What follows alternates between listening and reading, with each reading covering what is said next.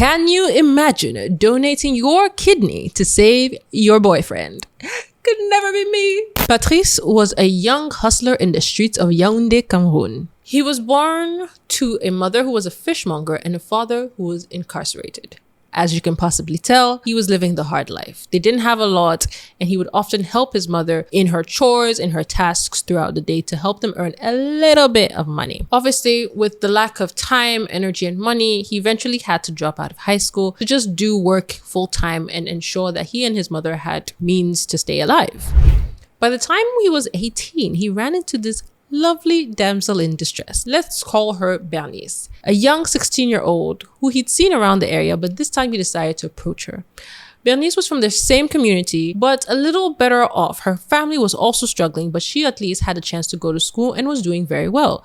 So her family encouraged her to stay in school and continue down that path. Hopefully, she would go through school, graduate, and be able to get a job and decent money. But you see, Patrice was a very charming fellow. He had a way with words. He was sweet and kind. By the time he'd spoken to Bernice a few times, she was sold. So they started dating. Little love here and there, quick chit-chats, going around, visiting each other, just as Bernice was in school and Patrice was trying to hustle in work. Now, unfortunately for them, young love isn't always appreciated. And Bernice's family wasn't too keen. They're like, look, we get it. You like him. He's jovial and fun and all, but he's also struggling. We can't all be struggling. So you need to continue in school, do better for yourself, and aim higher. But Bernice and Patrice were not agreeing. They really liked each other. So they continued to see each other in secret. See? Ladies and gentlemen, this is why you don't do things in secret. So the two would secretly sneak out to see each other. Young love was blossoming. And a year into their relationship, Patrice wanted to take this relationship to the next level. He really wanted to make it permanent, official, long-term with Bernice. One thing Patrice knew absolutely was that Bernice's parents wanted more for her, so he knew he had to make money. Luckily for him, he had a secret talent. He was good with chicken. Not live, cooked chicken. So he decided that he's going to hustle up a small business and start working on making street food. He was going to become a street vendor of street chicken and maybe build it from there on. So he started. He got Bernice to take a little bit of money that she had. They got some chicken. He started to sell, hawk it in the streets. And little by little, he built a name and a reputation for himself in the area. And little by little, he continued to expand. Now he had a location. He was a full-time vendor. People would come to him during lunchtime. Patrice was doing so well, little by little. But let's be honest, in the beginning, he really struggled. And as he was struggling, he started to smoke a little something, drink a little something, and even sniff a little something. He needed to distract himself from his thoughts, from his worries, from his never-ending lack of money, and the pressures he was facing. Bernice did everything possible she could to support him, but again, she now had graduated high school and was going into university. Thankfully for her, she was brilliant. She'd gotten a scholarship and her family was able to afford the little bit that was outstanding. So she also eventually went to university and entered into business management. Patrice on his side was working with his up-and-coming little vendor stall restaurant in the making, and he was working hard. Unfortunately, the abuse of drinks and substances he was taking started to make him really sick. A few months down the line, he was eventually rushed to the hospital. There, the doctors told him really bad news. Unfortunately, the combination of things he was taking was stressing his kidney out. They were failing. Now he was a young man, otherwise healthy, but he couldn't be on dialysis forever. He needed a medical procedure, ideally a kidney transplant. Now, Bernice was with him every step of the way, supporting in any way she could, but obviously she had to take money from her family to help pay for his medical expenses. That wasn't all. After the doctor announced that Patrice was unfortunately going to be put on a kidney donor list, they started to pray. And in that moment, Bernice said, oh, you know what? I'm here. Let me get tested. Let me see if I can convince other people to also get tested. Because again, live donations are oftentimes better and faster. The doctors agreed and Bernice was tested. She ended up being a successful match. So she went in and decided to donate her kidney to Patrice. As at this point, Patrice truly owed his life to Bernice. He decided that there is no way he could let the woman of his dreams, his savior, go. He had to fight for her. So he went back to the chicken business, but this time he knew he had to blow it up even bigger. He needed to find enough money to ensure that his in-laws or future in-laws would allow him to marry Bernice. But he also knew that if she was pregnant, they couldn't say no. So he and Bernice decided to ensure that she got pregnant. She did. And they went and announced to their families that, oh, you know, we're still in love, we're still together. And of course, Bernice is pregnant.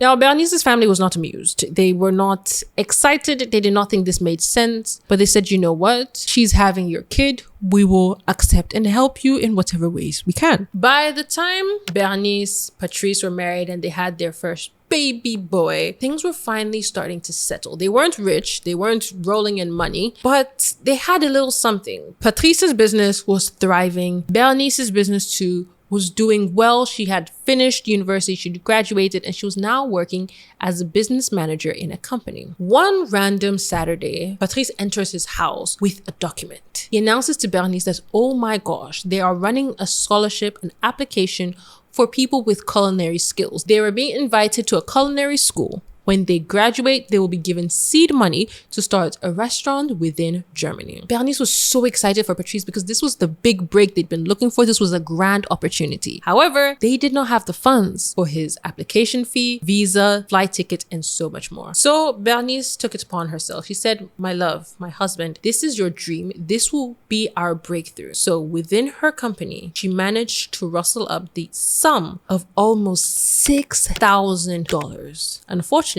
it wasn't legal. So she made sure to hide it all behind facts and figures and numbers within the business. She gave it to Patrice and said, please go and chase after your dreams and come home to us. At this point, it seems like a great plan. I mean, Patrice is going well. He takes off. He starts his culinary classes. Things are going well. But a couple of months later, things started to seem a little shaky. Patrice isn't calling home as much. When he does call, the conversation is struggled.